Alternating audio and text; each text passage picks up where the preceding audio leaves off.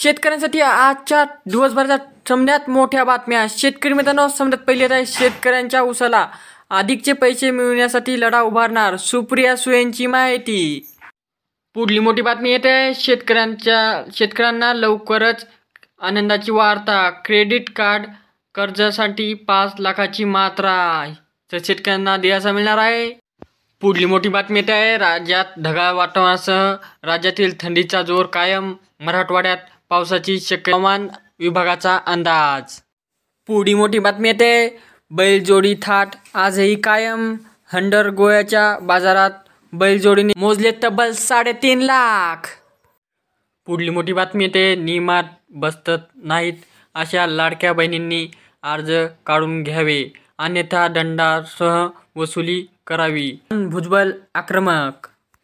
पुढली मोठी बातमी येते CCIच्या कापूस खरेदी पुसदमध्ये ब्रेक, शेतकरी हातबाल।